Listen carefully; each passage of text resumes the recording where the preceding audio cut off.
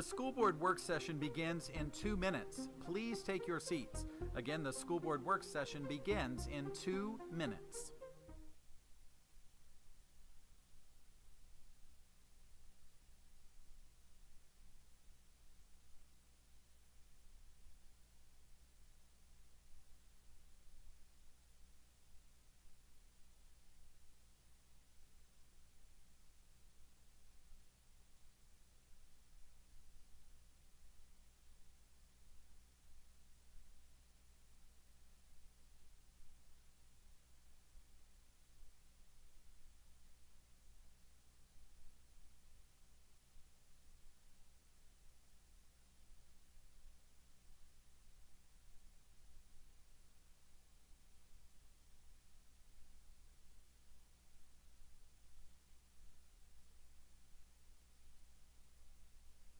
The school board work session begins in 1 minute. Please take your seats.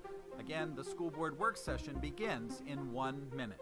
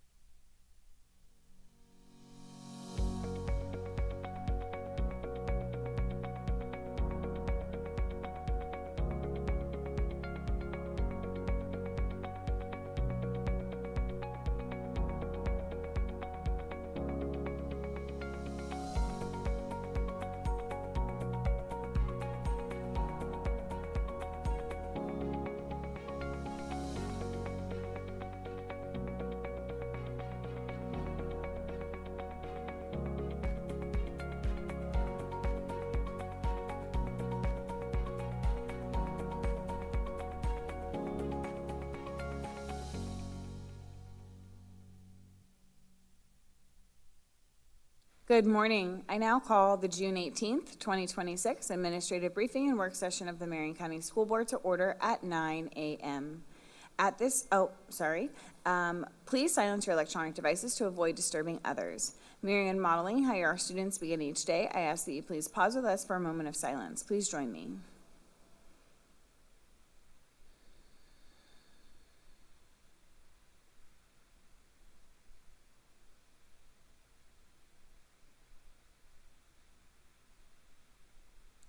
I will now read our board commitment statement. We are the Marion County School District Leadership Team. When we come together to work, we are efficient, effective, and productive.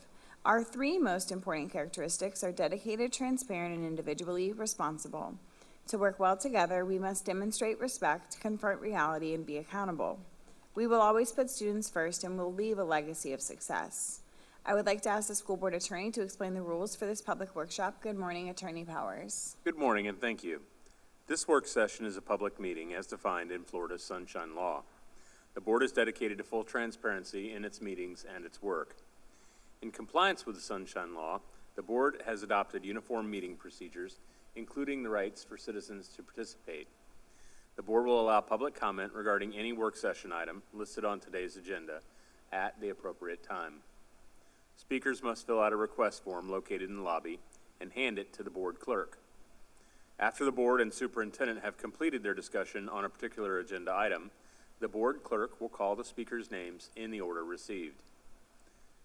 Each speaker will have 3 minutes. As required by Sunshine Law, the board must maintain orderly conduct and proper decorum throughout the meeting. Speakers may criticize subject matter and decisions in a respectful manner, but not people. Finally, speakers must be very careful not to violate the privacy rights of others, especially students and their family members, by mentioning their names or other identifying information. Thank you for your attention to these important rules. Madam Chair? Thank you, Attorney Powers. Ms. Martinez-Young, can you please provide the proof of publication for today's meeting?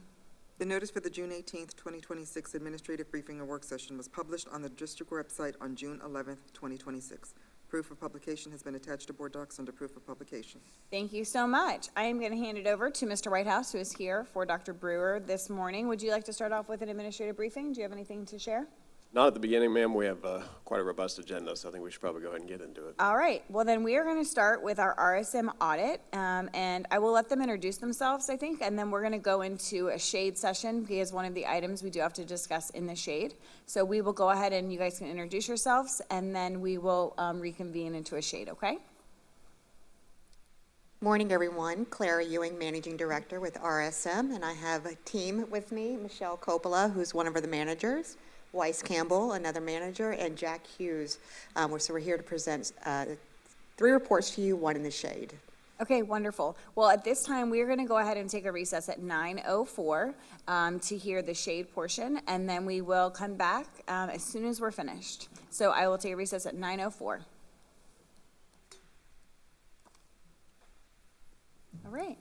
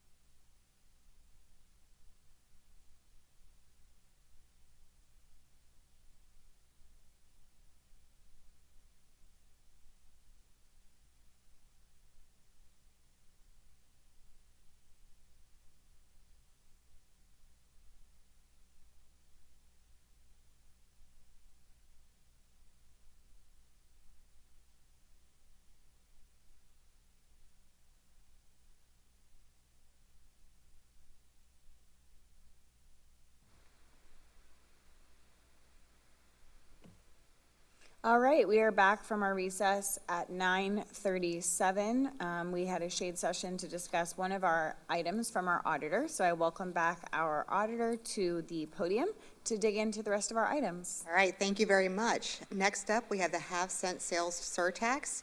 To be respectful of your time, I've asked my colleague to go a little bit more high level, but feel free to stop us if you have any detailed questions.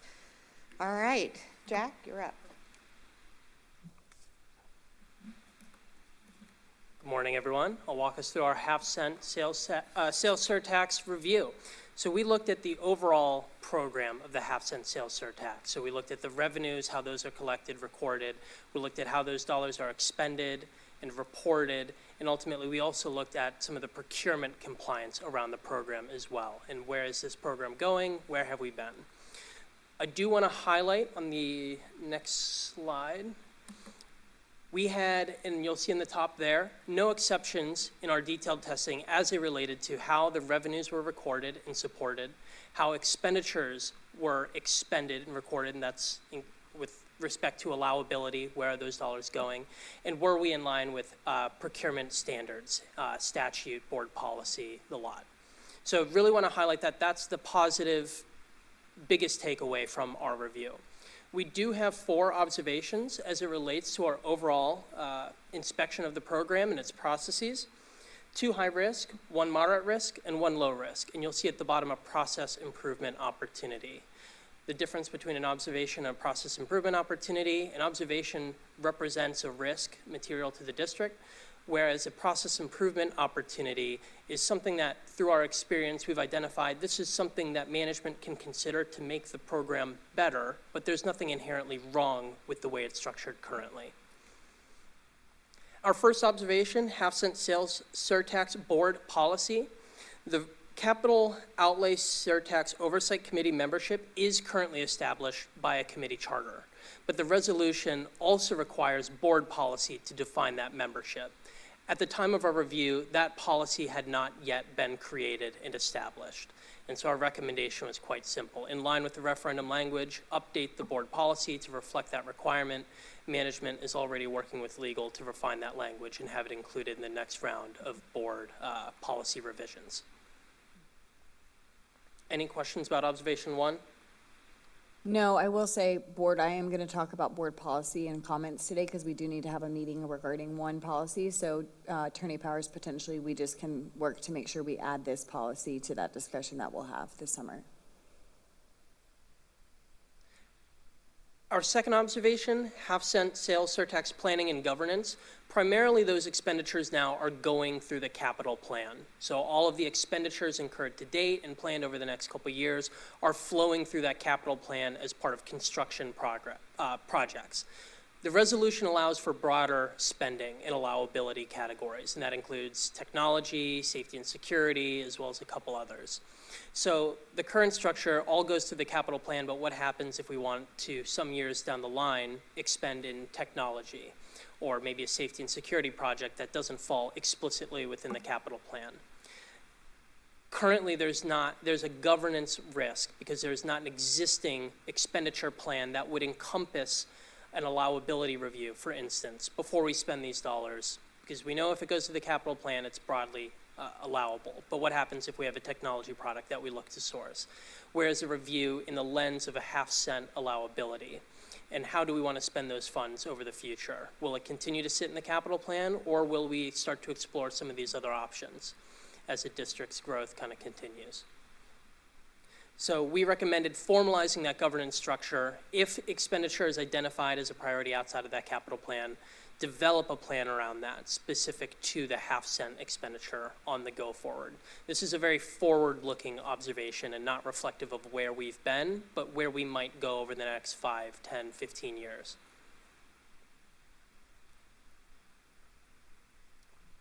I know management has committed to reviewing and providing some type of governance structure and plan around this and complementing that with procedures for how we perform those reviews and what that will look like going forward. So those steps are already underway. Any questions about observation number 2? Board Member Thur. Thank you. I just appreciate you confirming that this is forward-looking and that there isn't anything currently that is untowards or something that we should be shocked about. But I love the recommendations for more best practices and procedures, moving forward and continuing to formalize how we're doing these things. I think those are two very distinct observations. Thank you. Absolutely, and just as a general statement, this is a very new program. This is the first really full year of expenditure that the district's incurred. And so we took that lens when we looked at the overall program development. So that forward lens is an important part of our review procedures here. I guess I just have a quick question. Would you say then that the planning and governance would be a procedure? It's not a board policy that needs to be created, but rather an operational procedure? An operational procedure would be Okay. most apt. Okay. Thank you. Similar lens then, our third observation is with regard to standard operating procedures. And what I want to highlight, these are things that we noted during our review that are currently performed, but there's not a documented procedure around that. So as there's transition in leadership or as there's turnover in operational staff, how do we ensure consistency going forward? How do we promote that compliance with the good structure and the good bones that we have? With any new function, with any mature function, there's usually opportunity to continue to develop and refine standard operating procedures and have those documented and available for staff. It's one of our most common audit findings. And so we highlighted a couple points that, again, these procedures are performed currently by management, but documented procedures around those are still in development. And that includes the governance and allowability framework that we just spoke to, project identification, prioritization, and approval. So what do those conversations look like? Who are the key stakeholders and roles and responsibilities in performing that assessment? Financial management and expenditure controls. So outside of our standard policy and our standard procedures in financial management, specific to, say, revenues and interest, right? Interest revenue for half cent. How is that going to be managed or prioritized or reviewed and reported? And then finally, oversight, reporting, and transparency. There's an oversight committee.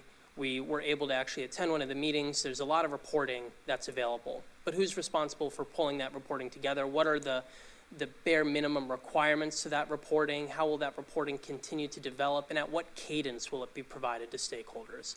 Will it be explicit to the oversight meetings? Will it be part of a board reporting process? Whatever the determination by management is, let's have it documented to make sure we have that consistency and we don't miss a reporting milestone as these procedures continue over time. Board Member Third, did you have something? Just side by side with our funding referendum, when Mike Gonzalez for many years was the head of our referendum committee, he would come forward every year and do a public review, and it was really helpful to the community, and there was a lot of transparency around it. I think that would be potentially a good model to follow for the sales tax as we continue to refine our procedures. Okay. Our fourth observation then, the School Capital Outlay Surtax Oversight Committee Charter document. So there is, as mentioned, a charter document that defines the governance, the roles and responsibilities, and the mandate of the Independent Oversight Committee. That document outlines how 11 of the 12 members are to be appointed to the committee. It does not specify how the 12th member is intended to be appointed to the committee. So that is a gap in the intent of the language versus what the actual structure provides guidance on. And so our recommendation was to update that charter to say, we've got 11 of the 12 identified and how they get there. Where does that 12th member come from? Is it another board appointment? Is it another independent community member? Whatever it is, let's have it documented and included as part of the charter. Okay. Board, is there any questions about this item?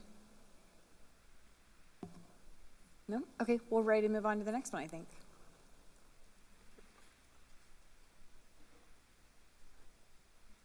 All right, last up, we have the proposed internal audit plan for fiscal year 26-27.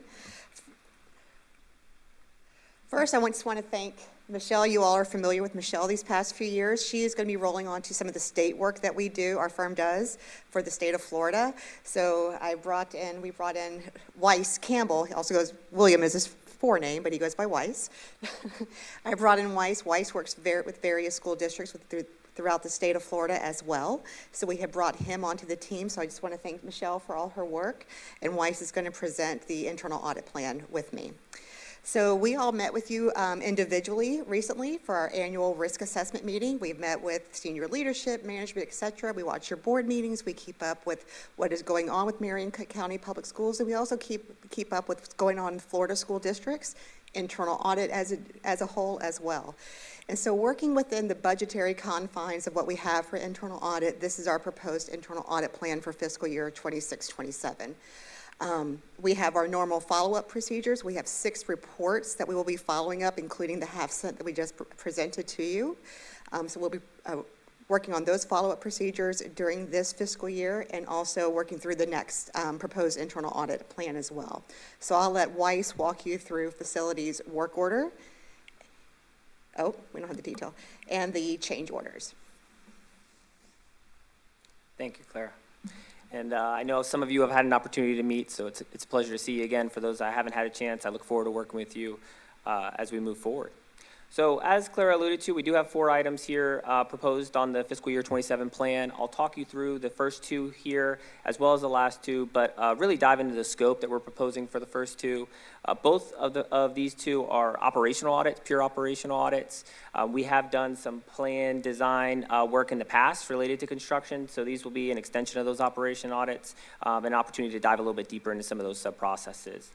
So the first item that you'll see here is the maintenance work order process. This is a very common audit that we do for our school districts. It adds quite a bit of value. It gives you some context into the operational efficiency of this function, as well as its ability to meet the overarching objectives, maintenance objectives of the district. Work orders obviously are critical as it directly impacts condition, safety, and the longevity of these district buildings. It's also important to consider, preventative maintenance and corrective maintenance and how proactive we are in those actions to reduce costs long-term. So this is definitely another project that's going to look at key risks throughout the district, operational risks such as delays, backlogs, poor prioritization of these work that might impact school operations. Compliance risk, of course, as it relates to internal policies or procedures that may be required to meet those turnaround times. Performance risk, limited tracking of productivity limits your ability to make decisions and certainly manage assets if you don't have the ability to track your maintenance across the different assets that are managed by the district. And financial risk, of course, and how labor, materials, and contractor costs might be captured within this work order process. So what will we be doing in terms of an approach? Broadly speaking, we'll be first looking at policies and procedures that surround these areas. As Jack alluded to earlier, that's commonly an area where we see gaps, where there may be sufficient processes in place, but those might not be memorialized, and that might impact consistency of operations across district sites. We'll be looking at how the work orders are initiated, how they're triaged, how they're prioritized and assigned to technicians, and then review procedures. So what's being done on the back end to ensure that those maintenance activities are meeting the intention of those end users' initial requests. We'll be doing some detailed testing where we'll look to validate that those approvals were captured in line with expectations, that costs were captured transparently and consistently across work orders.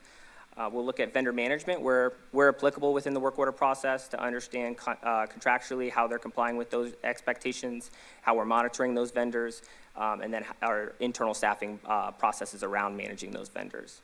Lastly, we'll look at performance monitoring and whether or not that is a capability within the current maintenance work order process, just to evaluate turnaround time and other key productivity metrics that we would expect in a standard school district maintenance process. And it's important to note the district went through a modernization with your work order process. This is a great time for us to look at this process. We're really excited to see what the district has done and be able to kind of compare what we see to other districts as well. So I just wanted to make sure we verbalize that you have gone through a modernization, which is fantastic. So this is a great time for internal audit to be able to look at it as well. Any question as it relates to the approach or the scope? No, I think it's fitting. All right. Well, then with that, I'll transition to our second item here, facilities construction change orders. This is definitely a hot topic for what it's worth across our districts right now. The change orders continue to be a big challenge for districts. The volume of change orders, the nature of the change orders, the timing that the change orders are processed. So definitely a critical part of this district operations that I alluded to earlier.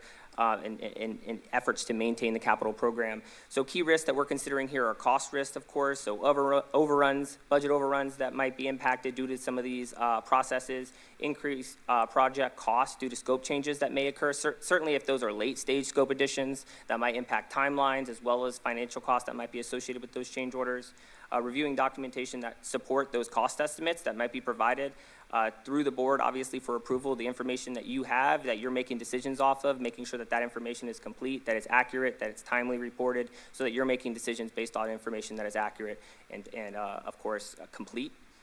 We'll also look at, on a sample basis, testing compliance with those board approval thresholds that are in place, so making sure that those expectations are being met. And then, of course, how are change orders being tracked? How are they being reported? And more importantly, how are they being reflected in project budgets so that, again, that transparency and communication is constantly at the forefront of these decisions? Any questions as it relates to change orders? It's been a hot topic, so I feel like we probably all are in agreement that we want it to be reviewed. Wonderful. Is there anyone else who has comments on looking at this item? No? Okay. Well, just to speak again briefly, to follow up, we have 6 reports, 24 open items, so it's definitely growing. As we continue to complete reports, that list will grow. Hopefully, through these procedures, the more we continue to work with these key stakeholders and process owners within the district, we'll continue to see those follow-up items close quickly and efficiently.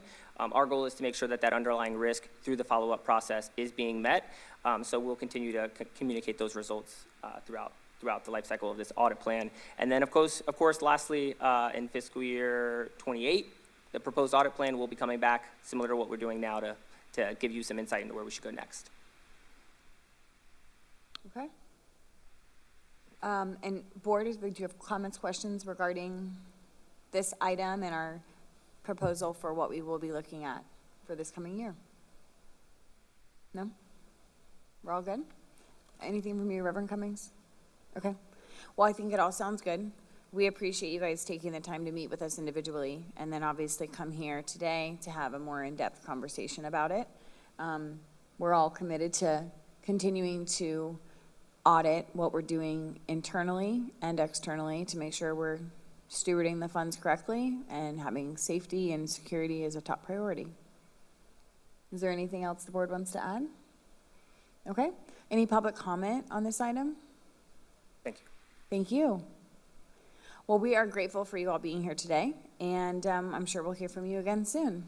Hearing no public comment, we will move into item 5.1, which is our general liability insurance. So I do believe Mr. Rios-Welch is at a conference this week, and so what is this? Yes, so we have Mr. Ben Few here with Ben Few and Company, who's going to provide the general insurance updates. And board, I do just want to make you aware that after this item was posted, we were still negotiating insurance rates. So we actually have some lower rates than what you'll see in the presentation. So Mr. Few is going to go through what those rate updates are for this presentation, and then we'll talk about next steps afterwards. Wonderful. Okay. Deputy Superintendent Whitehouse, members of the board, Attorney Powers, Madam Clerk, I'm Ben Few of Ben Few and Company, Risk Management Consultants. And as you are aware, this time every year we're going to talk about the general insurance renewal, that being your property insurance, your third-party liability lines, and workers' compensation. And I will preface this by saying if you have questions at any time, please feel free to speak up. I'm happy to answer meaningful information as opposed to droning on about the world of insurance. Okay, so just a refresher on who we are, and I've added this to the very bottom of my slides. We are an independent risk management consultant. We do not sell insurance. I think that's important to sometimes have to remind people. We work in tandem with your team, either as an entire risk management department or in a supplementary fashion, the way we do with the board and have done so since about 2012. And what this means is we're bringing in-house knowledge to you so that you can make decisions on your own and understand that you drive your program where you need it to go. As the market conditions go this year, we're in the third year of a downward trend in property insurance. I'm sure you're probably seeing this in your own personal lives with respect to homeowners coverage. The market is much softer as it relates to property exposures in Florida.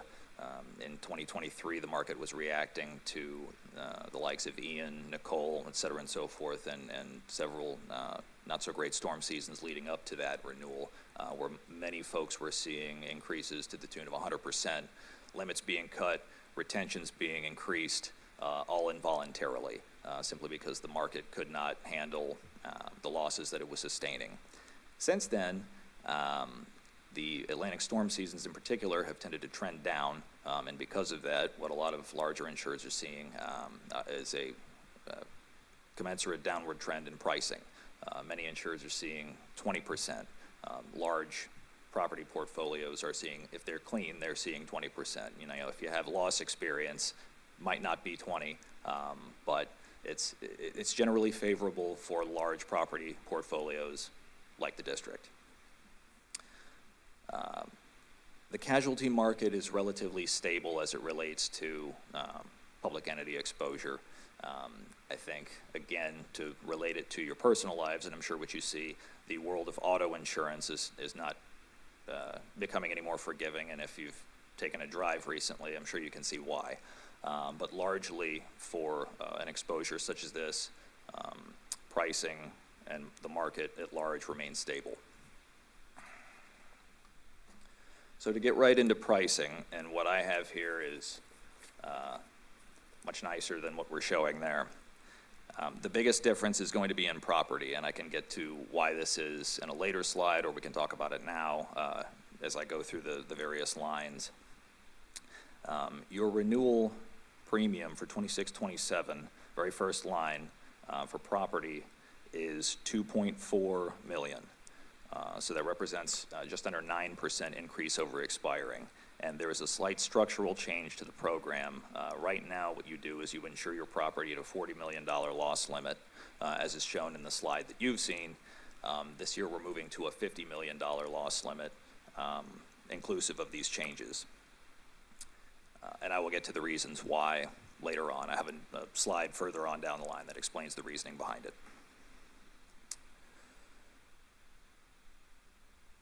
Terrorism is down slightly, that's $8,000. Boiler machinery is down as well. I show 32,474, and a lot of this is highly dependent on the valuation of your property. I've been harping on it for years that you've needed an appraisal. Well, that happened, and this is what's driving this. So we'll talk more about that in a subsequent slide. Overall, the property total is $2.5 million, which represents just over 9% increase. Sorry, I'm just going to interject real quick, board, because it took me a second to track. Just remember that the numbers you're saying orally are the updated numbers that are not reflective in the PowerPoint. I'm sorry, and those are all going to come to you on Tuesday for your approval, the updated numbers. Yes, we have a board item on Tuesday night for this item, so they'll be updated in that packet. But sorry, I wasn't tracking for a second, and then I remembered. Because of the timing with which we Yes. have to submit, Absolutely. it's much improved now, and I want to deliver good news. Yes, thank you. I just wanted to make sure, a point of clarification as people are listening at home as well, the PowerPoint is not showing the numbers that you're saying because that came in late. Actual pricing is much lower than what we're showing here. Wonderful, thank you. As the excess, or as the casualty coverage goes, there's not much change there. There was a slight downward tick to cyber liability, that being a renewal of $34,500, that being the only change there from what was originally submitted to you. But again, the changes here year over year have to do with a slight rate increase in the excess general and auto liability lines, and the decrease in excess workers' compensation, is due to a downward tick in underlying exposures, that being payroll. I just have a quick point of clarification. As we bring new schools online, the cost to insure our total package is going to go up. Is that an accurate statement? Yes. Okay, so just as a point of clarification, we added 2 schools last year, and then we're adding, obviously, a very big school this year. So aside from the market, we're going to see an increase because we're adding, and without taking away any property, we're adding property to our bottom line. Yes, ma'am. Okay, And that's what this represents right here. The midterm property additions, the 154,000 from the current year, that was your 2 elementary schools, those were added as of the start of the school year. They were not part of the renewal program as of 7/1. They were not open yet. I figured let's save 6 weeks of wind insurance premium.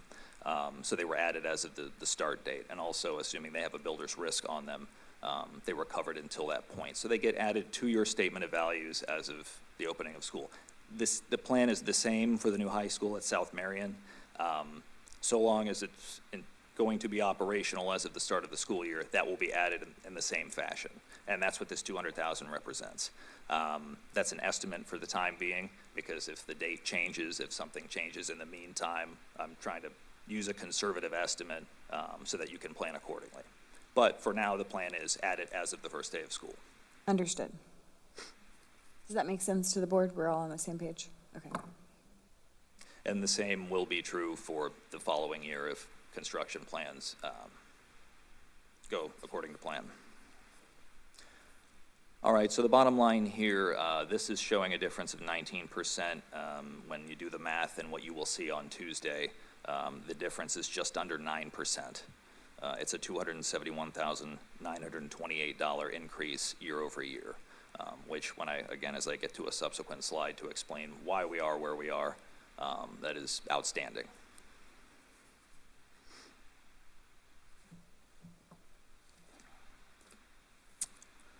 All right, the self-insurance loss fund replenishment figure, just going straight to the bottom, is $2.693 million. And what this represents is a actuarially derived loss fund that would be required as of the dates shown if your operation was to cease operations immediately, what you would need in order to settle self-insured claims.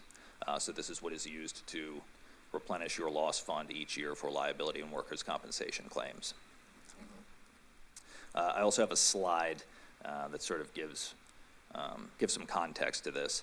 The replenishment figure is on the higher end than what it normally is for the spectrum. However, what you can't necessarily account for is closing claims that took place in a prior year and a subsequent year.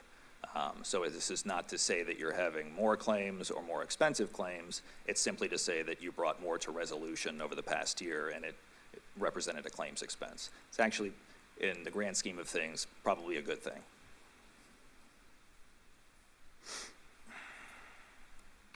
We also had this last fiscal year was when we brought the redo of the maintenance building from the fire.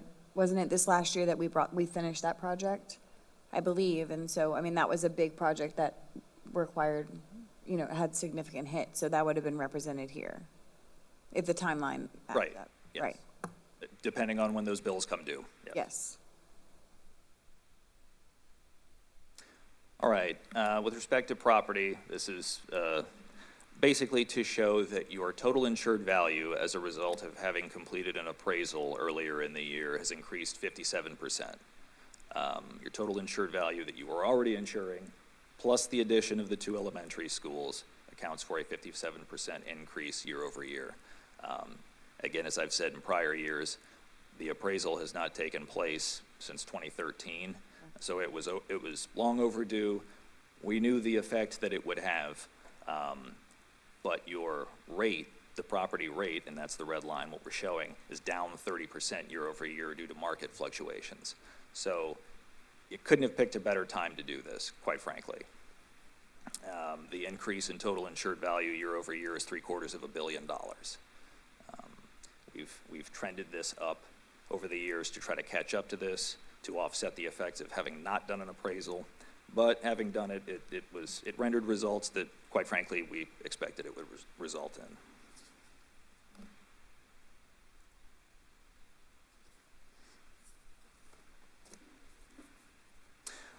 All right, we use RMS RiskLink and AIR as a second software that is used to statistically model what your probable maximum loss would be in the event of a 250-year storm.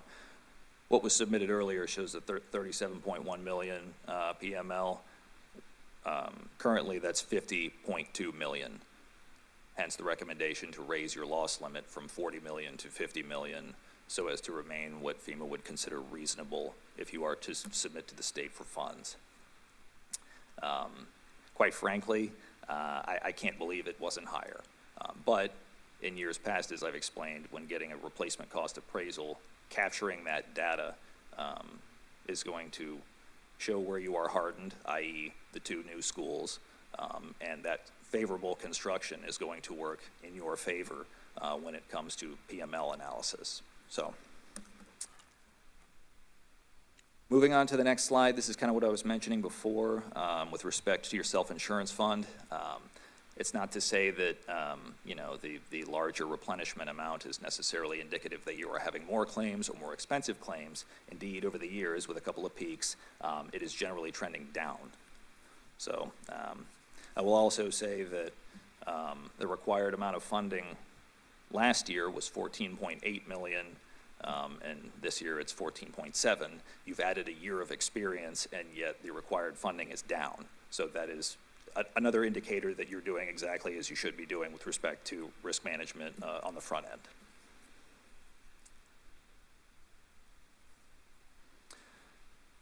Another list of items on the casualty side. These are just things that I like to be mindful of. I'd like to remind you of that we're doing behind the scenes. Contractual insurance risk transfer, something I deal with risk and the risk department on almost a daily basis with. Analysis of new exposures, that being drones, the CDL driving program. I believe the most recent one was aircraft liability as it relates to not being pilots ourselves. New technology is always a big one.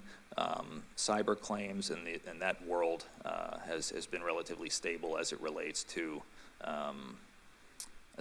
public entities. I've not seen the bottom fall out on that just yet, knock on wood.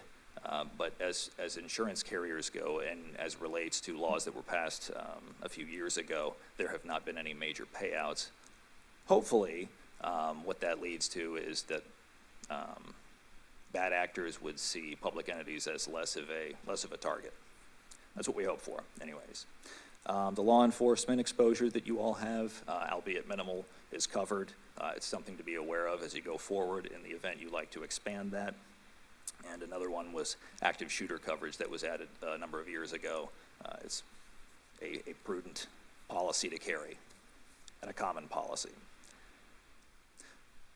House Bill 145. It's been a hot topic earlier in the year, but has not received much fanfare until earlier this week. It has now been submitted to the governor. If you're not familiar with it, this is the increase to sovereign immunity limits.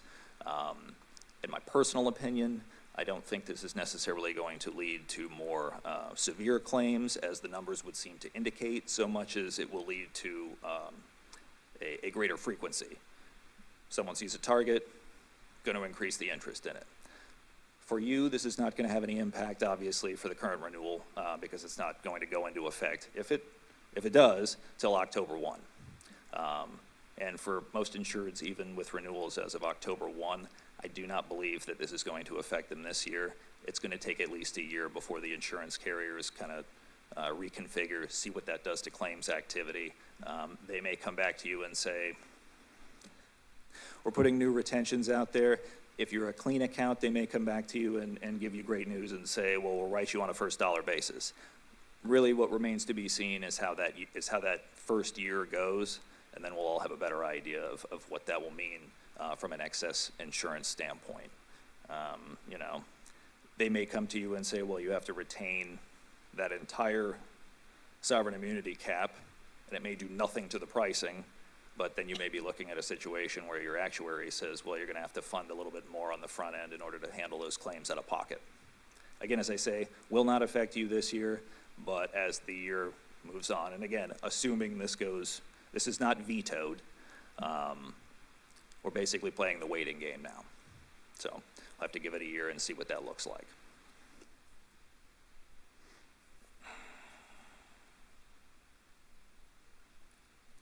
So the action plan for the coming renewal is to renew at a $50 million loss limit, not the 40 as is shown in your packet, but you will see on Tuesday. Monitor House Bill 145, obviously, to see what they do with that. Continue our contractual reviews, exposure analysis, work with your actuaries, and continue to drill down on property values, especially as relates to the new high school and beyond, to refine your statement of values and make your program as attractive as can be to the greater market. Okay. So that was a lot. Any other questions? Board, Dr. Campbell. Thank you, Mr. Few. Thank you for your partnership and for always coming in and consulting us on this area. Because you are the consultant and you're not the insurance carrier, who is our insurance carrier for property casualty? It's a quota share program for your property. It's probably 30 different carriers that all vie for a certain piece at various different attachment points. Okay. I do have a graphic here that I could show you, but it's basically a bunch of E&S markets that operate out of London. Okay. And what about workers' comp? Workers' comp is going to be, And the reason I ask is we've been talking insurance a lot lately, obviously health insurance. We know we all have Florida Blue. So it's like whenever we talk property, casualty, all of the things with risk, we don't tend to talk about actually the businesses that we're insured with. your excess package is Ambridge, formerly Brit, and your work comp is Arch. Okay. And you're in a second year of a 2-year rate guarantee with Arch, which is a good thing. All right. That concludes my question. Thank you. Okay. Reverend Cummings? Or Thank you for the presentation. It explains a whole lot that I think the community sometimes don't understand this insurance piece that we're in, especially with us being self-funded. So, thank you. And Board Member Third, did you have anything you wanted to add? Just, thank you very much. You're always just straightforward, concise, and tells it like it is, so I respect that. Thank you. Yes, thank you for being the expert in the room on this to help guide us as we make decisions regarding our risk management and liability. We're grateful for your partnership and your willingness to work with Marion County Public Schools. Okay, thank you. Thank you very much. Is there any public comment on this item? All right, hearing none, we're going to move into item 6.1, which is educational impact fee annual indexing procedures. I don't know, Mr. Whitehouse, did you want to just give that high-level review of why we're doing this? And Yes, I will, but if you don't mind, can I just speak to the board item that's on the agenda for next Tuesday, just for awareness? Sorry. So next Tuesday, the 23rd, we have a board item that's already under discussion. It's discussion item D27.2 for the general insurance package, which is effective July 1, so obviously it needed to be on the board agenda prior to July 1. So after this meeting, we're going to update the dollar amounts to reflect the new dollar amounts for this item. Currently, the dollar amount is a total of $6.4 million. It's going to go down to $6.1 million when we update this for the total ask. The increase right now is listed as $607,774. The actual increase is going to be $271,928, so a much smaller increase than what's currently listed. So we will update those numbers on this board item for Tuesday, and we will also provide you with the updated chart of all of those insurance pieces that were shared in this presentation, so you have that. Thank you. Is it possible when you add those updated numbers, can you also go back to this work session and attach the updated information as well? Yes. Just since those numbers were mentioned in the work session as well. Absolutely. Okay. Board, is there anything you all wanted Mr. Whitehouse to do regarding the agenda item for next Tuesday beyond what he shared? We're good? Okay. Okay. All right, so Mr. Belardi is going to be providing our annual indexing for our impact fees. This, for your awareness, board, is actually a county ordinance that has been on the books for quite some time. We just haven't collected impact fees for quite some time, so we haven't had to perform this exercise. In the past, we actually could use this process to request an increase annually in our impact fees. However, state statute has been passed since that actually supersedes. It says we can only request every 4 years. So even though we're going to go through this exercise as part of the county ordinance and share the information with you, we can't make another request to increase impact fees until 2028. So we'll actually start probably in 2027, so not too far out with that process, so we can get that ready for you all for 2028. Mr. Belardi. I think we're all looking forward to that opportunity. So the floor is yours. Welcome. Thank you for being here.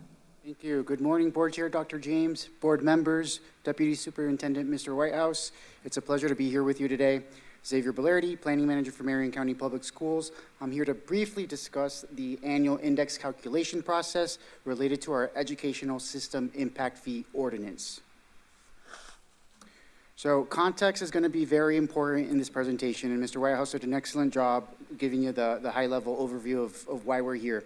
The reason this item is before you today is because Marion County's Educational System Impact Fee Ordinance includes an annual indexing procedure under Section 10-432. There's a hyperlink in the slide if you need to refer to it.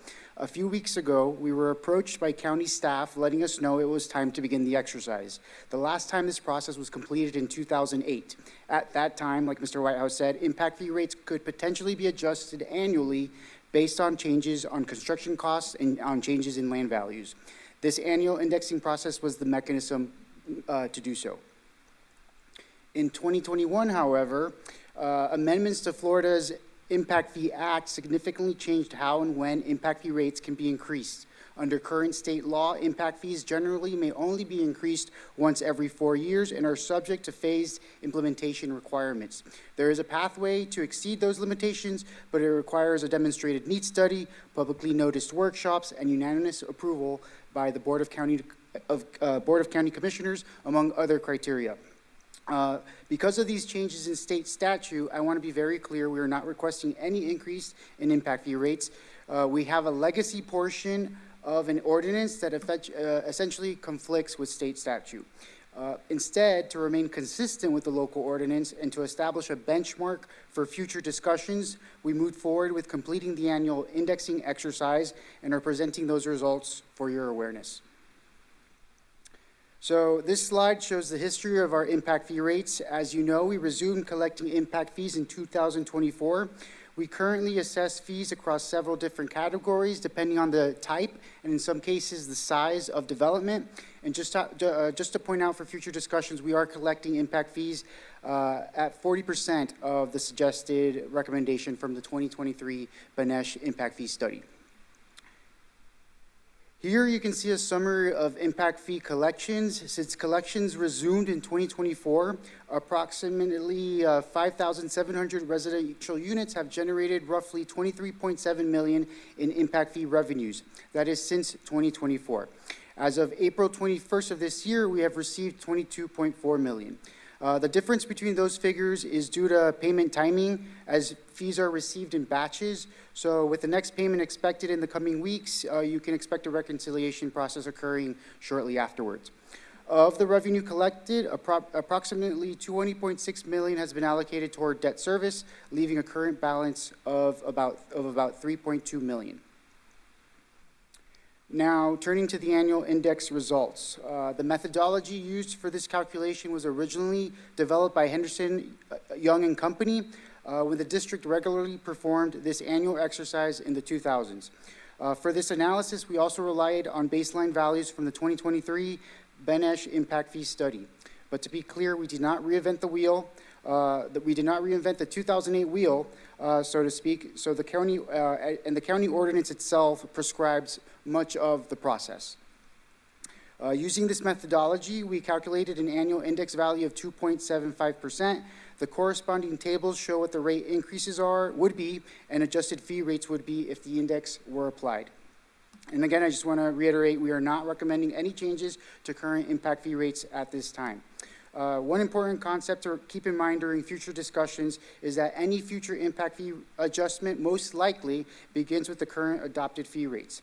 And finally, just to update, earlier this week, we did receive guidance from the county saying that they just need a simple communication from the school board acknowledging the ordinance requirements while referencing that Florida statute has preempted the annual indexing process. So that would be our next steps to take regarding this procedure. At the board's pleasure, I can briefly walk through the 7-step methodology used to arrive at this index result in the following slides, or I can conclude here and answer any questions you may have. I mean, board, I'll let the board decide, but we're not changing anything, so this is a matter of simply being compliance. Board, do you want him to go through all of the steps, or? would you rather just have a bit of a discourse regarding impact fees and move into the good news about PM3 data? Yeah, let's Okay. have that conversation. Okay, Dr. Campbell, you want to start? Sure, so I want to start with what you referenced on slide 4, just for the community's sake. I know that the slide itself says that we've allocated $20.5 million to debt service.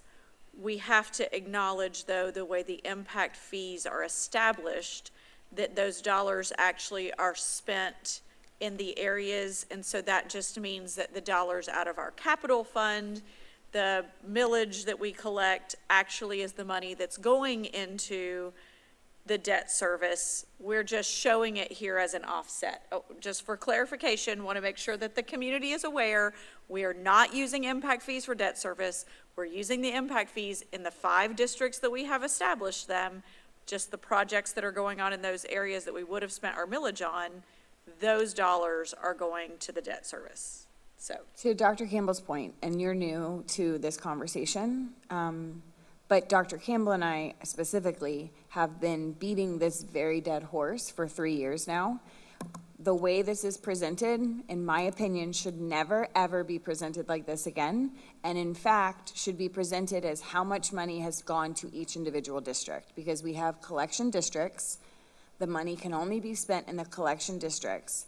And so it is not misinformation, but it's certainly not accurate information to say that we've spent it on debt service when, as to Dr. Campbell's point, we have not, and we know that internally. And so my hope would be that in any further conversation we have, seeing as this is the first time that you get to do it with us, that we are going to be very crystal clear, because every time budgeting has come before us, or finance, they always say it's being used to debt service, and that's not correct.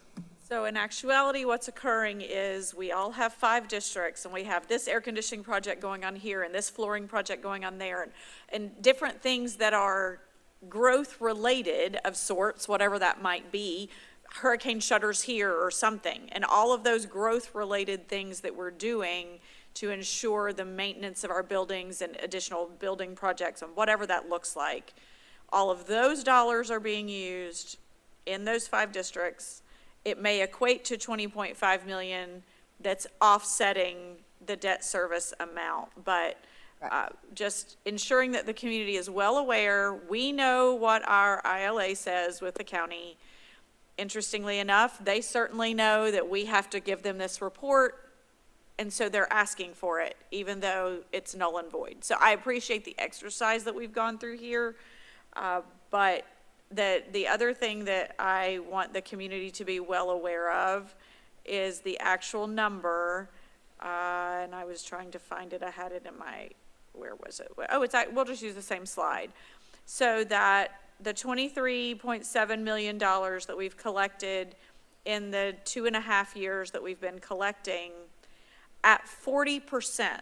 So anytime the question comes up why we took out a $330 million bond to build all of the things we're building, it's in part because we're not collecting 40 some odd million dollars that we could have been collecting if we were collecting at 140 million more. We could have been collecting if we had been collecting at 100%. The last thing I'll say, which may sound a bit controversial, but this impact fee conversation started with the school board. And so because the school board started initiating impact fees again, even at 40%, we were the first ones to take a bite out of that elephant. Since that time, the county has not hesitated at all to start their own impact fees for various and sundry things, and all of those that the county chose have been selected at 100%. So, as this conversation arises again in 2028, I know Ms. Thrower won't be here. I most likely won't be as well. It kind of depends on when it happens. But whenever we come to this conversation again, my hope is that the new sitting county commissioners, because there will at least be 2 new ones sitting there, will be very receptive to the idea of what the school district needs in addition to what they need. So those conclude my comments. Thank you, Dr. Campbell. And to to piggyback on that, I will say probably a portion of this balance represents District 5, right? Because there's not a lot of growth happening in District 5. And so even if we have an amendment to this that we could share with the board and add to this work session that says how much money's been collected in each district, and to be very crystal clear, that would be helpful for me, because the only project, we got this about a year ago where it said all of the different areas that we've collected and then how we've spent the money.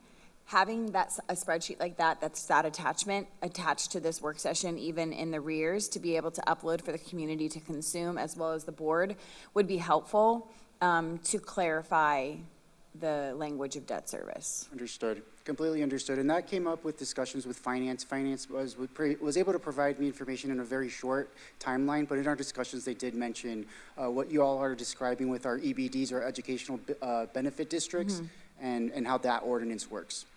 Yes, and then I will ditto Dr. Campbell's remarks, and someone who's very well may be here in 2028. I certainly look forward to a productive conversation with the county about what a collection percentage would look like to benefit our community for students.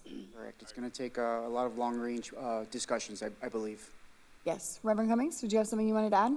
I concur with both of you in those comments, because we jumped into this, and we jumped into it with good faith. And I feel like, I just feel like the conversation didn't go as good as it could have gone, looking at these numbers now, and knowing how the growth was going to happen in Marion County. So I'm looking forward to, if I'm still on the board, I'm looking forward to the greater conversation and concerning impact fees, because our kids, our schools, our communities deserve to get the best, and we shouldn't have to settle just to try to get along with folks. So I think the conversation has to be had. Thank you. Board Member Thur, did you have anything to add? I mean, I know you probably do. As our liaison who sat through all of that. Yes. Thank you for your presentation. I'll start by confirming just a couple things that I think I understand from this presentation, and that is that so far we've collected $22.4 million that we've been able to use and spend these couple years. Okay. And I think about what we've invested over the last couple of years, what it costs to build 2 new schools and a new high school. $330 million for the bond comes to mind, and other things. So to me, the term drop in a bucket applies. And what continued to be a very frustrating process, and I think one of the reasons why it was so frustrating was we held off for so long to even ask. And the reason for that is, we knew anyone that lived here at the time through the Great Recession knew how bad it got. And we wanted to make darn sure that we had a very strong case to re-implement impact fees. And we did. And the fact of the matter is we got stonewalled for 2 years. And everything and the kitchen sink got thrown at us, only in the end to walk away with 40%.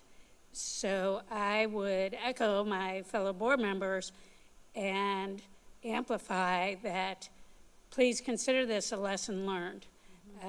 It's unfortunate that sometimes no good deed goes unpunished.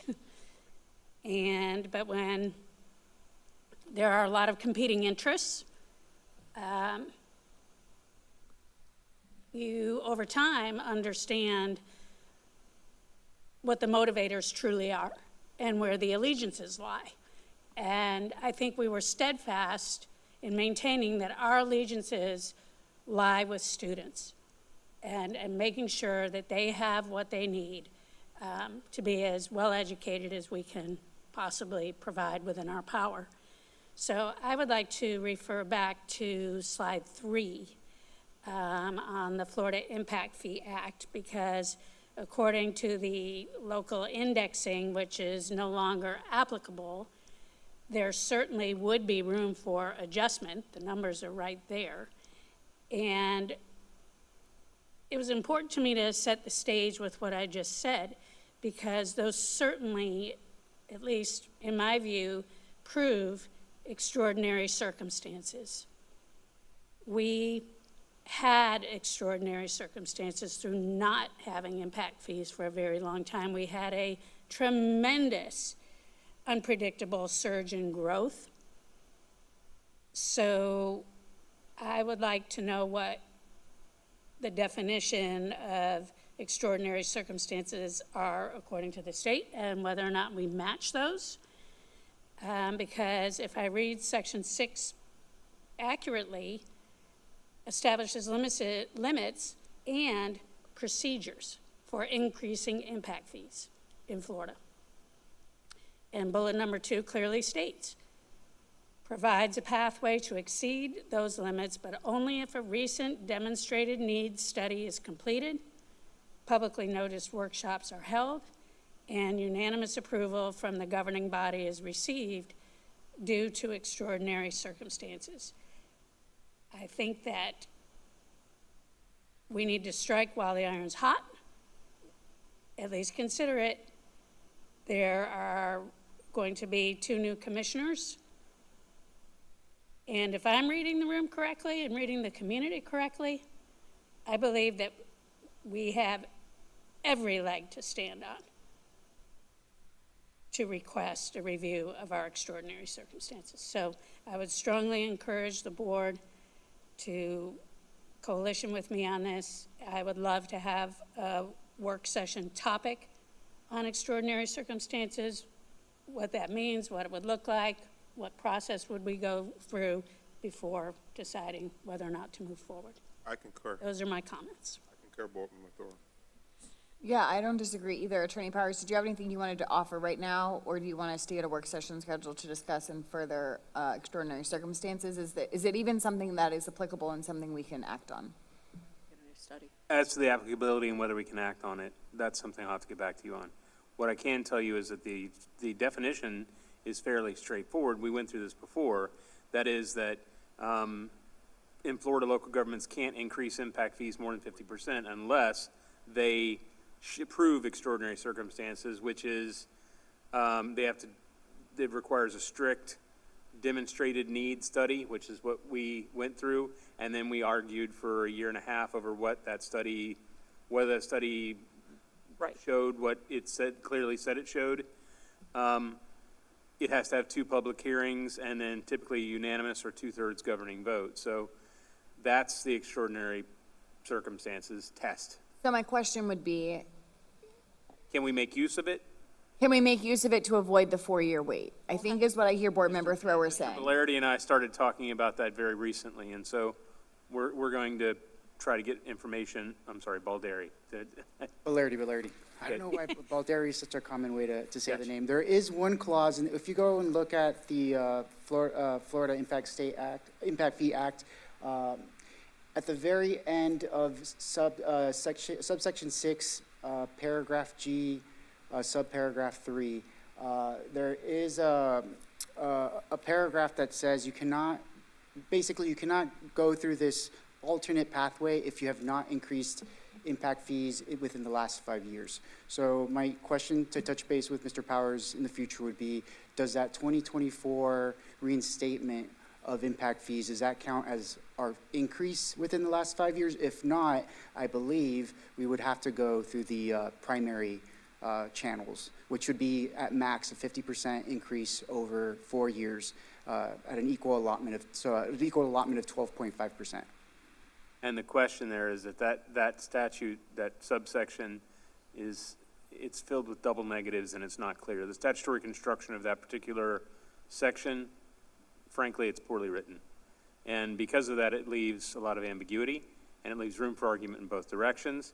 And room for argument in both directions means we're going to argue a lot over it if we end up needing to push this through with another governmental entity.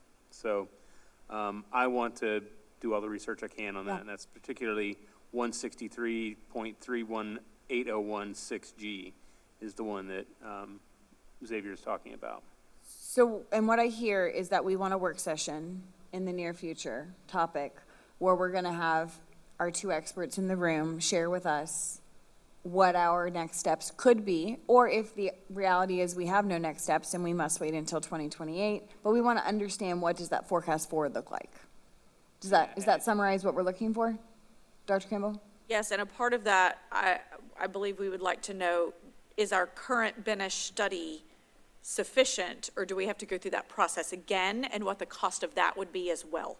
So having all of that consideration, and then if we do go through the cost of that again, if going through it in 2026, 2027 will be sufficient for what we need for 2028.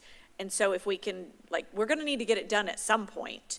And so kind of the timing of when that occurs might also coincide with how to make this the best possible. Understood. Board Member Thur, did you have something you wanted to add? Well, yes. Again, on bullet 2, but only if a recent, speaking of ambiguous language, demonstrated need study is completed. What's the definition of recent, you know? So I can address that. There is a clause there that says the demonstrated need study needs to be completed within 12 months of the adoption of the increase in impact fees. So it's going to be dependent on when we request and when the Board of County Commissioners would adopt the updated rates, I guess I can say. So once we get the study done, adoption has to occur quickly thereafter. So we get a study done in 2027 for sure. I mean, that has to be the most logical. But whether or not we're able to go into this emergency status and get it automatic, extraordinary circumstances, and make it automatic as opposed to us continually having to ask, would be helpful. So I think what I hear is a workshop where we are understanding a timeline. And the timeline is about, I think we all are in agreement that we would like the most aggressive timeline possible that is the most financially responsible as well. We understand the cumbersome nature of the finances as well as the time the study was. I mean, when I got on the board in November of 22, we were like, I think maybe that was one of my first votes, was approving them to start the study, and we didn't get county commission approved until July 1st of 2024. And so we want to know, paint the timeline for us, paint the cost for us, help us understand the impact, because if it's really going to take that long, then we should get started now, because 18 months from now is 2028. So if truly it's 2028, then we need to get started. Well, and that agreement was signed in spring of 2024 with them post-dating it to us not collect until July 1. So the entire 2023 year was focused on impact fees and what all that was, and nothing happened until the spring of 24. I mean, I don't want to say nothing. It just... Nothing. It was, okay, she was on the committee. It was nothing. But now that we've gone through it, Right. we all know what to expect. Well, and we have better frame for the conversation. We do. And honestly, the county commission has two new members joining them in November. And so I think it is time for us to go into a new positive relationship, have positive conversations, and do what's best for our community. An additional $40 million the last 2 years would have paid for one of our elementary schools. Absolutely. And that is an area where it could have been exclusively used because it is literally being built to address growth. And so the reality is, this is a financial burden that the district is funding via certificate of participation and a loan to be able to make sure we're doing what we have to do for our students, but there are other ways we could be doing it. And so let's have a workshop in July ideally, where we discuss this. And if we need to have a standalone workshop because we think it's going to be a lengthy item, then let's just send us some dates and we'll have a standalone workshop where we just talk about the understanding of impact fees and what our next steps can be. Does that sound good, Board? Board Member Thur. That sounds great, and thank you very much for having this conversation. It's been on my mind a lot. And forewarned is forearmed. You know, I think we all learned a lot through the process, and it was very difficult. But that doesn't mean it has to be difficult moving forward, you know, and you take what you learn and you apply it, you know, to future circumstances, and that's really what I'm asking for. And I understand as a much smaller scale, you know, business owner and rental properties and so on through the years, you know, costs of doing business. We all want to reduce costs of doing business. But then there's also that pesky little thing of what the market will bear. You know, you can only pass off so much to the customer. And the rest of it, you know, you have to eat it. But if you're still making some money and you've got some profit margin there, then there isn't a county around us that doesn't have development going on and has not had impact fees in place for much longer until we reinstated ours. And the folks that we asked for impact fees from are still doing pretty good.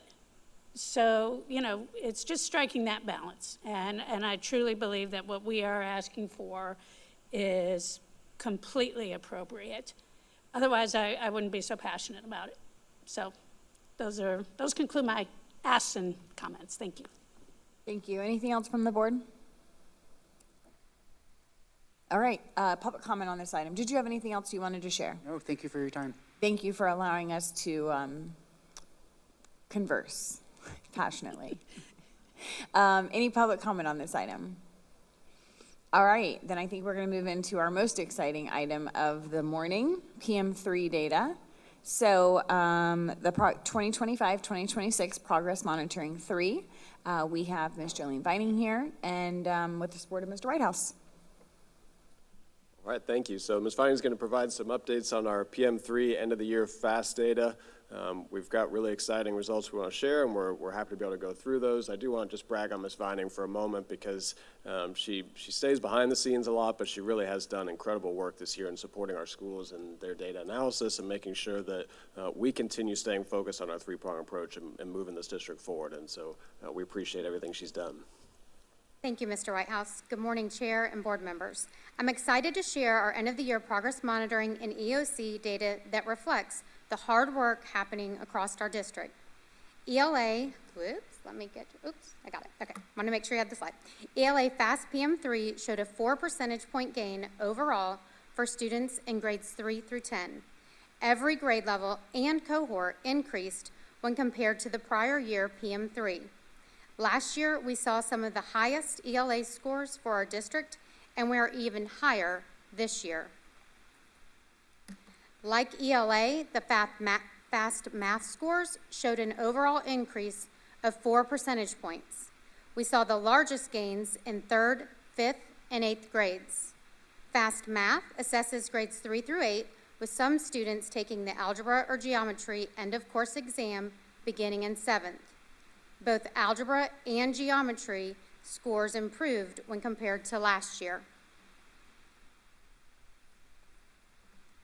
At the end of the 24-25 school year, we had 5 D-rated schools that fell into state monitoring. The Bureau of School Improvement team worked closely with our schools and district staff throughout the year, and 4 of our 5 D schools increased the overall percent of students scoring a 3 or higher in ELA. All 5 schools increased their overall math and science scores. There were changes that attributed to increases in FAST ELA and math scores and overall achievement in not only our D-rated schools, but across the district. You may recall we started this year with a 3-prong approach to focus on high-quality instruction, early warning indicators, and attendance. We kept a laser focus on each area through administrator meetings, instructional reviews, professional learning, and regular walkthroughs. Administrators worked closely with their staff to consistently review data, reflect on instruction, and adjust as needed. Now, let's take a closer look at grade level data. As a reminder, kindergarten and first grade take STAR Early Literacy at the beginning of the year, but first grade takes STAR Reading on PM3. So the most consistent data to compare is STAR Early Literacy for kindergarten, STAR Reading for first and second grade, and STAR Math. As you can see, we saw increases across all grade levels and a 4 percentage point gain in second grade STAR Reading, which was a focus for us this year. This is our strongest second grade cohort coming into third grade, and we're excited that this will give us a great opportunity to improve outcomes. This chart shows the last 3 years of FAST ELA data by grade level for our district compared to the state. You can see grade level improvement and track cohorts. Overall, we saw improvement in every grade level and cohort. The largest improvement year over year was in 5th and 8th grades.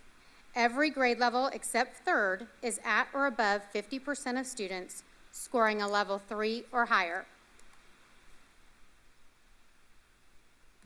Equally important to on-level performance is decreasing the percent of students scoring a level 1. You can see in this chart that we have decreased the percent of students scoring a level 1 each year since the first year of FAST.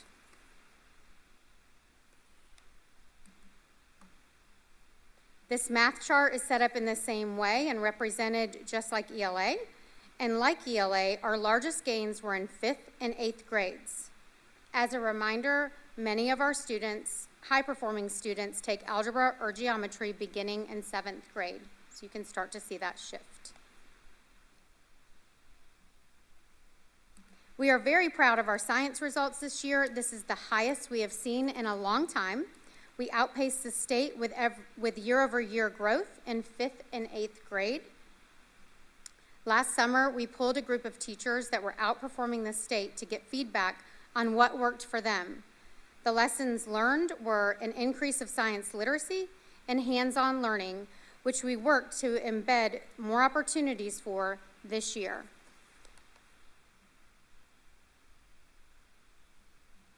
You can see in social studies, we continue to see progress in civics and U.S. history with the highest scores we've seen in years. Although we've seen a tremendous amount of growth this year, we still have work to do. Our third grade is trending higher, but we know we need to accelerate that growth. We have increased progress monitoring assessments to track second grade progress and will continue to focus on systematic phonics instruction through UFly. The 7th grade cohort showed the least progress in ELA, which means we will have to focus on strong supports for 8th grade at the beginning of the year. 6th grade math showed some growth, but we know 7th grade math will be more challenging and we will need to focus on remediation and tutoring supports. We saw strong gains in some schools for science, but we'll need to look at schools that didn't show as much growth so that we can prioritize our support. Although we have a few weeks before the official school grades are released, this is a reminder that the escalator clause went into effect last year for high school, combination, and district grades.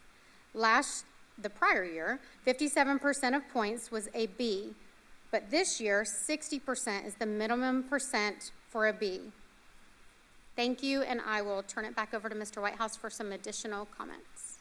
Thank you, Ms. Vining. So, boy, I will just add, one, I want to extend our appreciation for all of our teachers and support staff and administrators and all the hard work that they put in this year. I think the fruit is here in the data that we're seeing, that we have some really incredible people on our team that are doing great work. But I also want to point out something that we've stated openly multiple times. Even though we're really excited about the progress and growth, we're not satisfied until we reach 100%. And so we know we have a long ways to go. Positive momentum is positive momentum, and we're grateful for that, and we're going to keep building on that success next year to bring these results even higher. Thank you, Mr. Whitehouse and Ms. Vining. Board, I open it up for remarks. Anyone want to start? Go ahead. You can start. Go ahead. I don't mind. Do you want me to start? Okay, start. Okay, so I'll start. I think that One, I'm going to say, bringing UFly to the district 5 years ago, I think Dr. Garlett brought it 5 years ago, has been, we're seeing the fruits of that effort now, right? And one of the very obnoxious things about public education, or education in general, is that it takes years to see the fruits of the labor. And in education, we're really good at throwing the baby out with the bathwater every couple years. You don't seem to see the results, and so you give up and try something new. And what consistently using UFly has done over the last 4 or 5 years has demonstrated that our students are coming to third grade better prepared for reading to learn. I always tell people, third grade is the year we stop learning to read and we start reading to learn. Now, we're always teaching students how to read, but fundamentally, you need to be able to use reading to make decisions and understand. And so, lots of positive stuff is happening. I've sat on the committee with Mr. Whitehouse for the last year for the high quality learning, and we've had lots of, and Ms. Vining too, we've had lots of in-depth conversations about an observation tool that was used this year to really dig into specific subjects, specific grade levels. I can tell you and speak to operations has taken a very fine-tooth comb to what we are doing in our classrooms, which is why this data is yielding the results it is yielding. It didn't just happen. It was incredibly intentional. And so in this reflection slide, looking at what we're going to continue to focus on, that is what we talked about just yesterday afternoon in our meeting is how are we going to change our tool slightly and then use that tool to specifically look at classrooms and grade levels and subjects that we know need the most attention so we can continue to be diligent about how we're addressing the needs of our students and our classrooms. So lots of work left to do, but we're positively moving in the right direction. We are getting close to being in line with what the state average is. The reality is, yes, it's the narrative. We are in the bottom third of the state, and we've been there for a really long time. And so are we moving in the right direction to get out of the bottom of the third of the state? And the answer is yes, we are. And so I, for one, am very excited for school grade release and district grade release and to see all of that information. I did have a conversation in the meeting yesterday, and board, I'll tell you, my expectation, and to Mr. Christian, would be that we have our press release ready because we have a really good idea of where it's going to be, but because we have really great mathematicians who can kind of figure it out. But what I do not love year over year is some local newspaper writes our story for us. And this year the story is really good, I believe. And so I would love for Mr. Christian's office to have the press release ready and all of the information ready so that when we get the official data and the call, the superintendent gets the call or the email, that we can have our information ready and we can beat the newspapers to telling the story. So that's my opening, board. Who wants to go next? Dr. Campbell? Sure, thank you. So I appreciate much of what you said there, Dr. James. It's been a long time since this district, this is going to be a strange way to say this, but it's been a long time since this district has less students that are proficient than we have more. And so we had been in the 44, 46, 48% of students proficient, and now we're on the other side of that. And I know that doesn't sound like still there's only 52% or whatever of our students are at proficiency. But to take that leap to where there are more students who are proficient than less, this is like moving the aircraft carrier, right? So you have to move in small increments. We have made tremendous gains. I also know that our Achieve 2026 plan, though we didn't actually reach the, top third in the state, that started driving us towards a goal like that. Right now, it'll be interesting to see if we are in the bottom third. We may still be. That when it's 20 some odd districts, so we've got to make sure that we're better than. We may or may not be just above that third. We'll see. Everybody else is growing too, and so we're all headed in the right direction, which is good. Rising tides, rise all boats rise. Anyway, whatever that phrase is. But I know we've just approved our new strategic plan as well. I'll say something that a fellow district said on the Friday of the Florida School Boards Association conference. Somebody made the statement, I don't even remember which district it was, but their focus is being top 10 in this state. And so they're, like, everything they do is hashtag top 10. Hashtag, it's everywhere on everything, hashtag top 10. And so, I mean, we're not there yet, for sure. We're like hashtag middle of the pack. I mean, like, I'm not saying that, but as we continue to progress, having something like that that is concise, quick, easy for us to have a focus on the prize, and maybe it's hashtag graduate, whatever that needs to, you know, we've just done our portrait of our graduate, but something that our district can focus on every single time they see that child struggling, every time they see that child not understanding. Look at that child as a graduate, and what you're doing right there in that moment could cause them to change the trajectory of their pathway. So I love the scores. I love what we're seeing. It's been a long time, 6 years on this board. To see us now over that hump is a big, big indicator that we're heading in the right direction. And I agree, Dr. James, I don't want somebody else telling this story for us. I'm tired of seeing the schooldigger.com garbage. This is real data, and we are outpacing the state in some of the areas in the district. So, thank you. Yes, thank you. Reverend Cummings? Thank you, Dr. James. Let me get closer.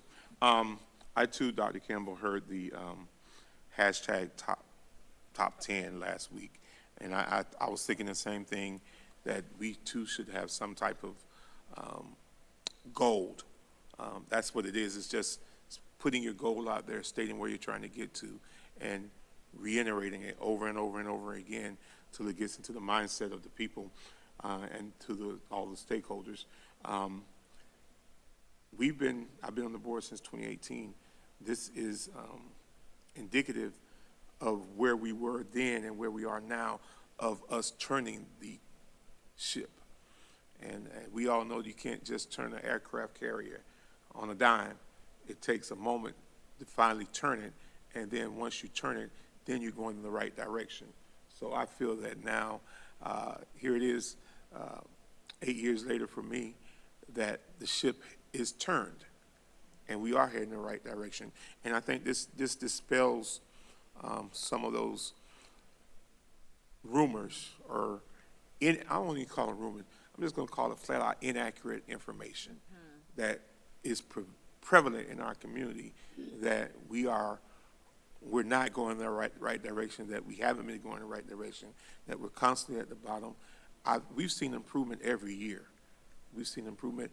To say that we haven't had improvement is to say that our staff are not working, and that's just not the case. That's just, we have top-notch people who are doing great jobs and have done great jobs these past few years in getting this ship. So what we're seeing right now is the result of that great work, and it's starting to pay off, and it's starting to move in the right direction.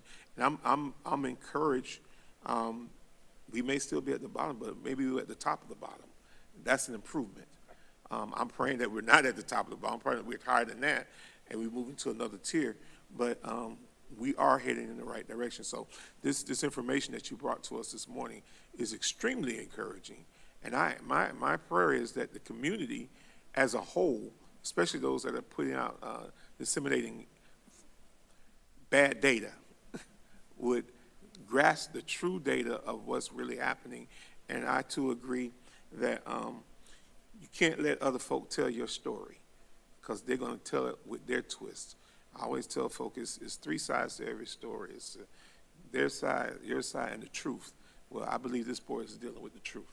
So, and our data will say that. So thank you for the presentation this morning. Board Member Thurr? Thank you. This is just such encouraging news, and I really hope that it results in recruiting even more all areas of the community to just get behind us and keep pushing.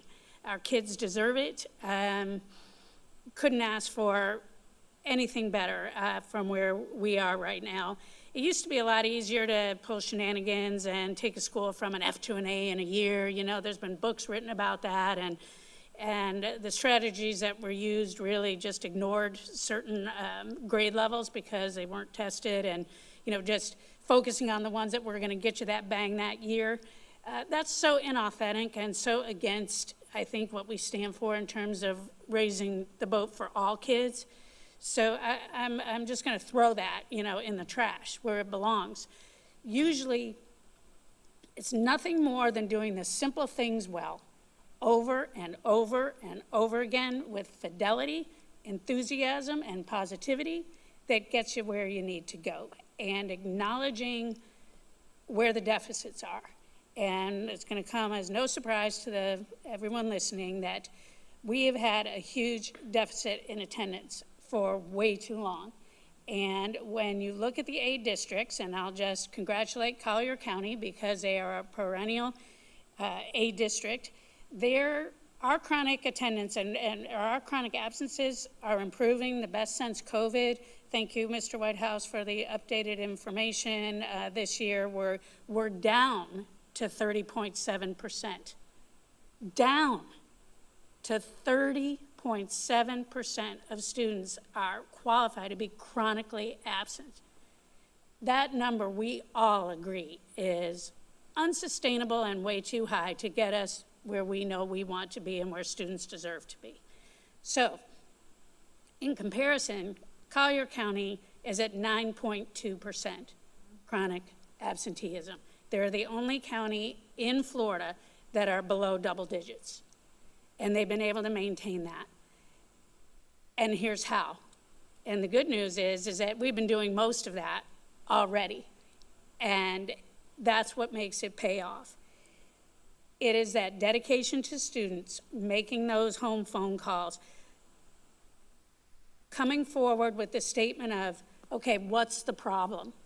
Not that junior's terrible, the family's terrible, they never call us back, you know, if they would just come to school, that's all they need to do. No. What is the problem? And the concerns and issues are as individual as the families themselves. That's the level of commitment that it takes. A dedicated truancy court judge. Collier has that. We've had that now for a couple of years with Judge King. In fact, there was going to be a shift, and we love the other judge too, but for continuity, you know, we're glad that Judge King is continuing.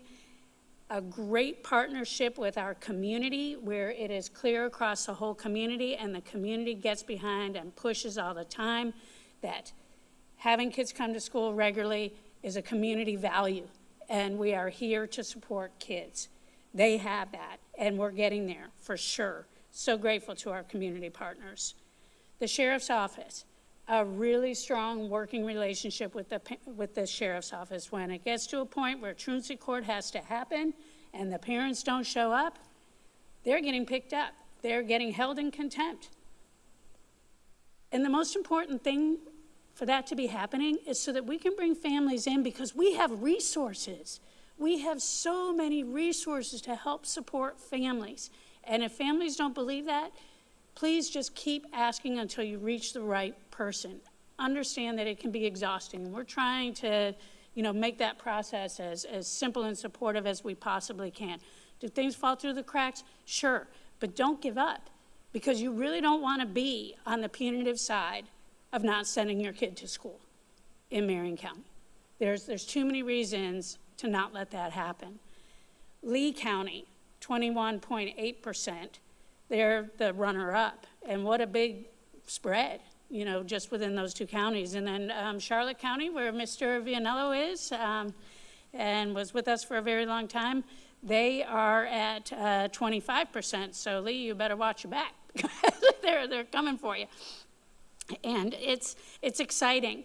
And this is why I know I was a pain, but for our strategic plan, you know, for the next 5 years, I wasn't going to be content without a really low number on that paper because we can do it. And it is foundational to a school's success. Collier, Lee, and Charlotte, their school grades are higher than ours. I think that if somebody wanted to delve into it a little more, you could probably compare chronic absenteeism and school grade and see, you know, correlation, if not causation. it goes hand in hand. And I just wanted to make sure that the community understands that this rolling stone is gathering no moss. You know, it's going to keep continuing. The enthusiasm and the positivity is going to continue. That relentless commitment to students and families and not making excuses. You know, we have so many examples, some sitting right here in our audience of maybe not having the best of everything to get started in life and still achieving at very high levels. And public schools were a huge part of that. So again, I want to say congratulations to everyone that has acknowledged the work that has gone in over the last many years. You know, like Board Member Cummings, this is my 8th year. One of my first priorities was to meet with the current truancy court judge, and like quarterly meetings aren't going to make it with a rotating docket. You know, we need someone that doesn't just draw the short straw, and too bad for you. We need someone that is really committed to partnering with us. Our sheriff's office, our, you know, city of Ocala, everybody is pulling on the same side of the rope now. And, you know, you win a tug of war by pulling harder. And we are getting there. So again, I am so thankful. You know, my time is growing short on the board. I only have till November. But I feel confident that once I'm not in this seat, that this work is going to not just continue, but it's going to accelerate. And I could not be more appreciative. I know that was long, but it deserved it. Thank you, Board Member Thrower. I think she makes a very valid point, too. I would love to know some of the data that connects our students who represent chronically absent and their achievement. So understanding, I think it's probably what we all expect, but understanding, you know, what percentage of our students who are chronically absent are also not on grade level for ELA and math. You know, that's a pretty basic thing we can look at, but it might help paint the picture to parents too. Yesterday in our meeting, Mr. Whitehouse said if we could just get 15% of the 30% kids to come to school, imagine what we could accomplish, right? And so that attendance, I feel confident, Board Member Thrower, we will continue to echo your name in the halls of this building or any future building when we say attendance, because we are all so aware that it has been a passion project for you, rightfully so, and it has helped improve the work of the school district because of your focus. So we're appreciative of you for that. Thank you very much. I appreciate it. And the last bullet point I had was we have caught lawmakers' attention now. You know, change happens slow, but an attendance statute that hasn't been revisited since 1980, come on now. Yep. That's all I'll say. We're moving in the right direction with attendance for sure. And I think we're going to have some great case studies when school grade comes out with principals who are really good at working on attendance and the work that they can do when students just come to school. Because our teachers are really great, but they can't teach to empty rooms. And so when students show up to school, what magic can happen in those classrooms? Board, are there any other comments about RPM3 data? Dr. Campbell. The only other thing I wanted to also give a shout out to is that number of level ones that has gone down. Now we are under the quarter, you know, 24%. We now have so many fewer students at that level one. Continuing to see that number drop is so positive, and also super excited with the number of kindergartners that are on track. More than 70%. Like when you think of all these numbers, again, it's going to be this long game that we're playing here, but putting VPKs in all of our schools and all the things that have changed the trajectory of Marion County Public Schools that we've been here to be a part of and to see, just hoping and praying that we continue to see this amazing progress that has been done. Every teacher and staff member out there that has an impact on student education, give yourselves a pat on the back because we are heading in the right direction. Absolutely. Anything else from the board? All right. Anything from public comment? All right. Well, thank you, Ms. Vining, for your work, and Mr. Whitehouse as well. We're appreciative, and we look forward to proactively sharing our information as soon as we receive it so we can beat the local newspapers. Thank you. Well, that is going to conclude our agenda items for this morning's workshop. So I will go into some meeting reminders and then we'll do comment. We do have a school board meeting scheduled for the 23rd of June, which is next Tuesday at 5:30. There is a special school board meeting on July 9th at 2026 at 8 a.m., followed by the administrative briefing and work session at 9. Board, that is a dispute of discipline consequences that will be coming our way for July 9th at 8 a.m. So that's a workshop day. The district offices will be closed on July 2nd in observance of the 4th of July. And then July 14th, we will have a board meeting at 5:30 p.m. Board, I also want to make you aware, we have a naming policy.